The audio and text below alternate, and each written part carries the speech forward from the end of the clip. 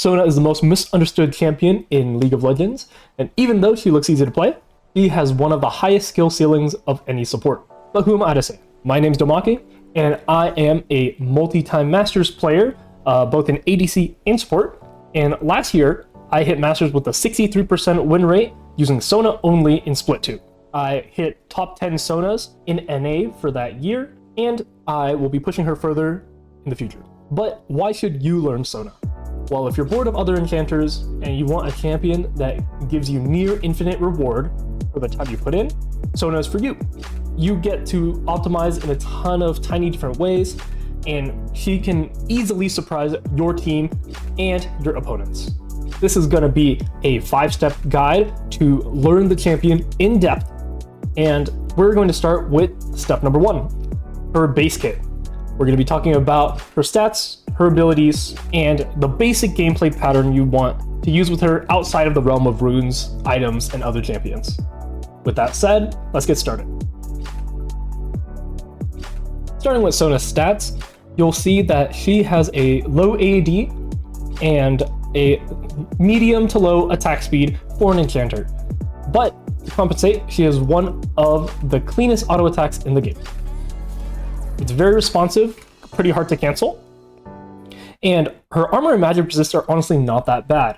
Someone like Cassiopeia has low armor to make her weaker in lane matchups, but Sona doesn't have those same weaknesses. Her armor scaling actually goes up a lot, especially with certain runes that you can take, like conditioning. So that, alongside your shielding and healing, are going to make you very tanky, even though it doesn't look like it on the surface. Now, let's go over her abilities, starting with her passive. Sona's passive is called Power Chord. It's a 2-part passive, starting with Accelerando, which gives her stacks of basic ability haste every time she lands Q on an enemy champion, or she heals an ally or blocks damage for an ally using her W. After you get the max 120 stacks, you will be able to instead reduce her ultimate cooldown whenever you get another stack. Your goal in the early game is going to revolve around this a little bit. You want to get those Q pokes, you want to be healing and shielding your allies efficiently. This is only one of the reasons, you'll see in the future why it's more important. But let's move on to the second part, which is Power Chord. Power Chord is Sona's strongest ability by far. After using 3 abilities, your next auto attack is empowered. And you can tell how many abilities you've used because of the stacks that you have below your health bar. Only you can see it, which is a very nice benefit for being able to sneak plays, but it does make it harder for your allies to know what's going on, so you should ping what you're doing with that in mind. You spawn with 2 every time you die, and at the start of the game. The moment you get to your 3rd stack, you do get an auto reset. I will show you an example. If you auto Q auto, that was actually 2 auto attacks if you saw 2 physical damage markers come out. And each one does a different thing. We're going to go over that in the basic abilities section. Let's move on to Sona's Q, Hymn of Valor. What this does is it fires 2 bolts that are projectiles to the nearest enemy champion, which it favors, or to any targets that are either aggroed or enemy minions. So you don't hit monsters unless you're aggroing them, but you will always target minions if they are in the lane or in range. This will target the nearest champions, even if it's prioritized. Even if you have your mouse over this back champion, even if they're low or something, your Q will just target the nearest 2. This ability also has the second part melody. We just call it the auras, and this aura makes your ally have their next auto empowered, and you will see on their hand or gun or whatever that they will have the blue empowered on it. So before we move on to the passive, there's one more thing I want to mention about this ability. It is the cheapest ability up until you get it to 4 points.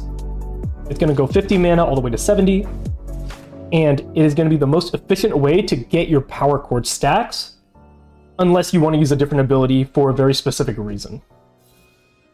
Also, it's surprisingly easy to miss. Unlike an auto attack, if you click it and no one's in range, you don't walk in range before using it.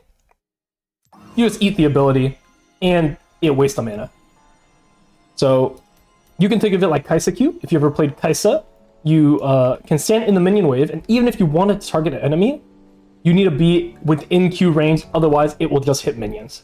So Sona's Q is pretty punishing if you miss it, because you just waste 50 mana, which is an important resource.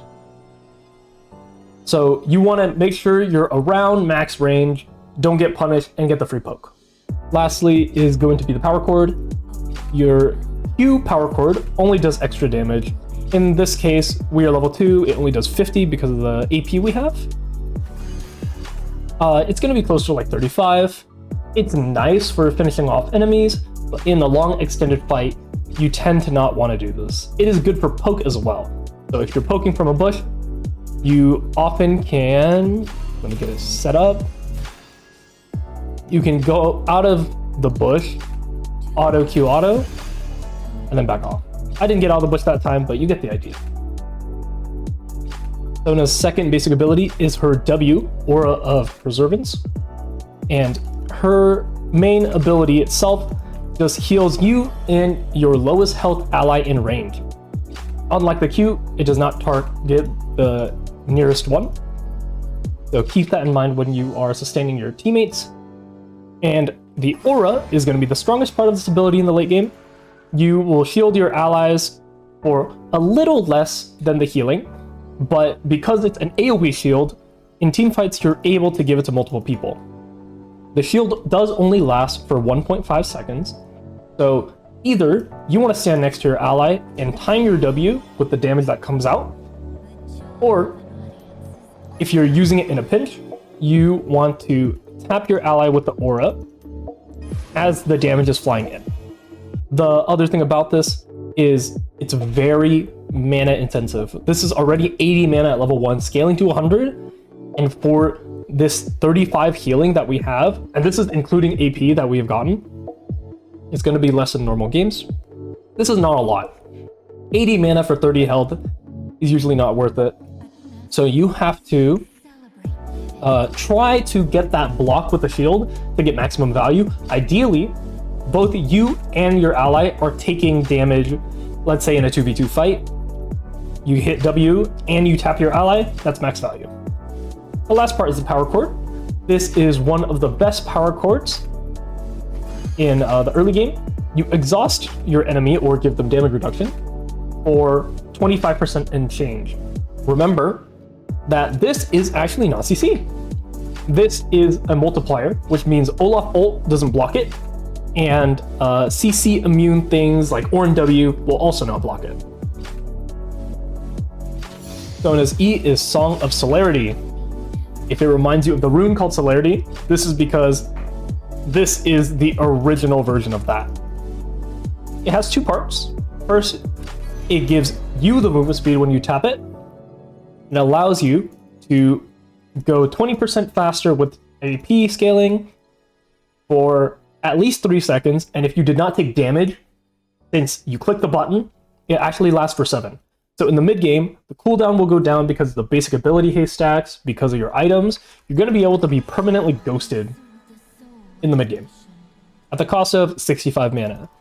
The other thing to note is that this ability is pretty good for level scaling, because giving your allies that 2% movement speed per level in an AoE in the mid game will let them catch up to you and also get in and out of teamfights. The movement speed is going to be lower at first, but it picks up very soon. And technically the AP scaling is the same, but because we don't get too much AP during the game, it's not very relevant. I would not keep that in mind. Just know you want to tap your ally with this.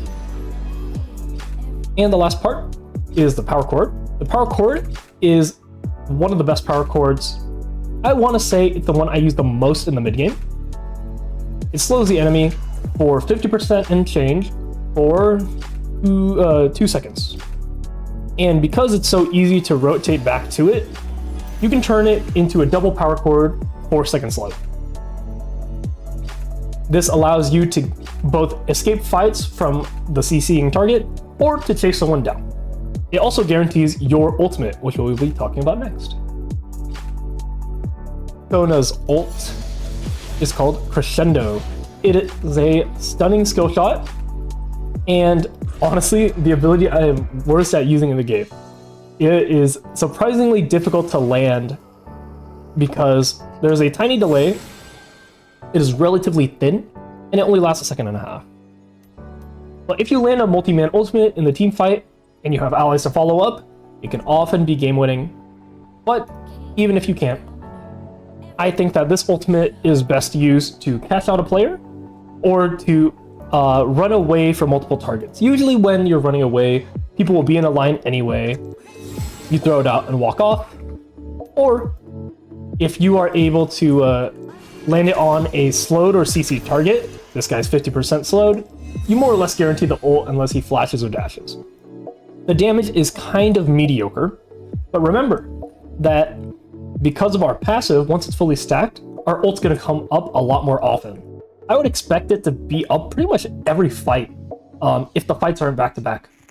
So feel free to use it liberally and limit test with it in the mid-game because you're gonna have it very often.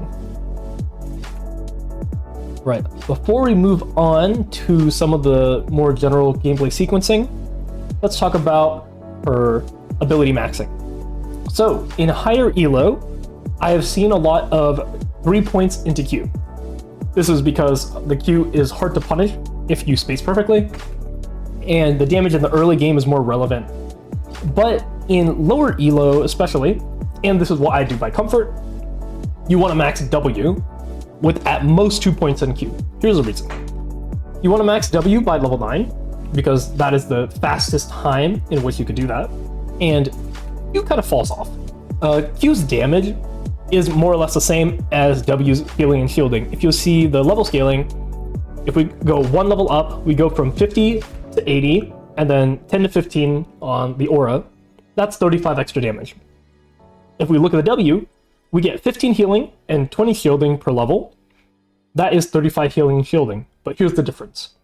Q is fighting against the enemy's armor and magic resist. Your W is healing and shielding you with your magic resistant armor kind of helping alongside it. So in a way, your W has 1.5 to 2 times the value of your Q per level you put into it. Obviously, this is going to be lane dependent and comp dependent, but a lot of the time, I prefer most, if not all my points into W, and that 1 point investment in Q doesn't delay your max W. I like maxing E second. Having the extra movement speed allows my team to play better. I know that there's a stereotype with Sona being a heal bot. I don't think she is. I think she enables your team to make plays, and having your E doing that while you frontline and get the slow on a single target will guarantee the kill more often than not. Obviously, you put points in R whenever you can. This is going to be standard for most champions with some exceptions, especially for Sona, because the lower cooldown is relevant because it scales with your passive. Now let's talk about my favorite part, the main gameplay of Sona, ability sequencing. Let's say the situation is this. I have 2 stacks of power cord, and I have a choice. What power cord am I going to use? There's a couple ways to do it. If we think a fight is not going to break out, auto Q auto, and then Eing away, Wing if something's going to hit you, that is a safe play. However, if we are in the same situation, and let's say my ally is getting hit, using the Q power cord is 100% wrong in all scenarios. We are trying to get out, we are in danger, we need to peel our AD carry. We can exhaust the enemy if their damage is pretty bursty, or we can instead opt to slow the enemy and then walk out with our teammate.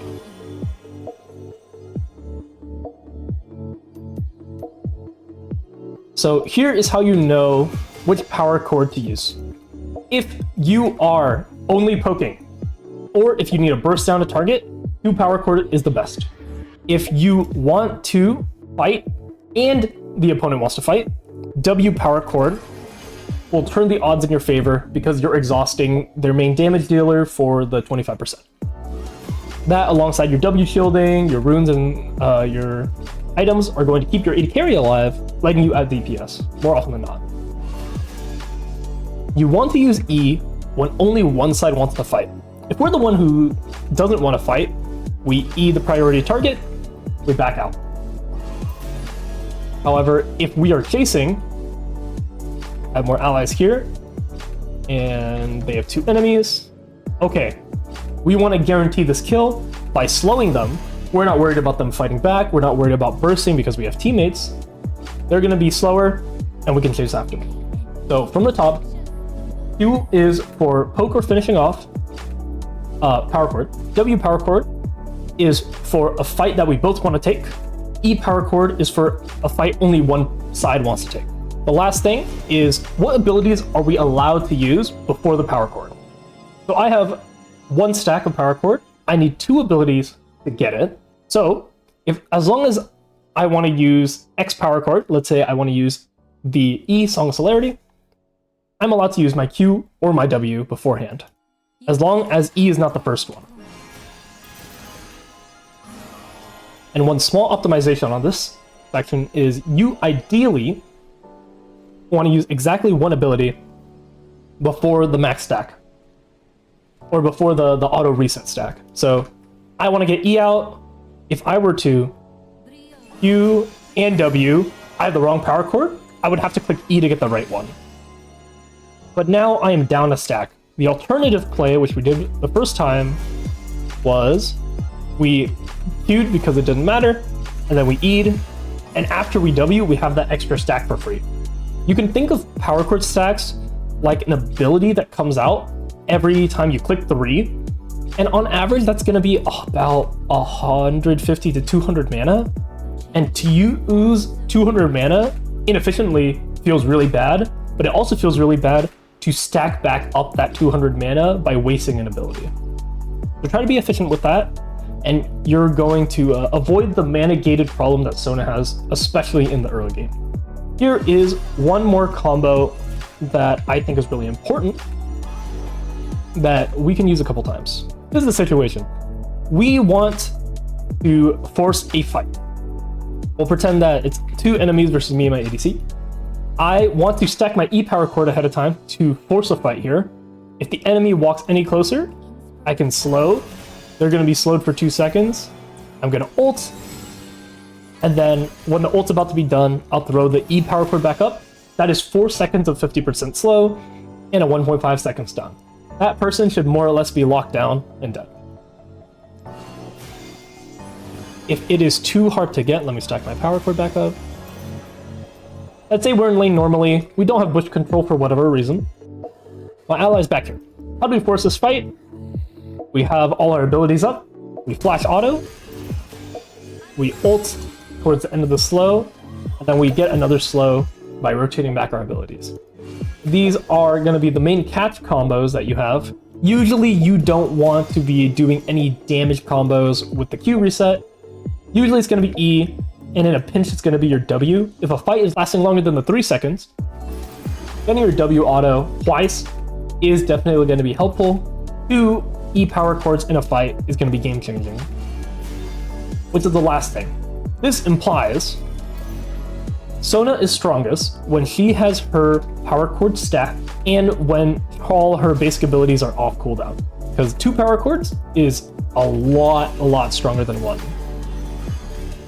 Especially in these shorter fights, these shorter trades that break out when the fight is decided more or less at the beginning of how it breaks out.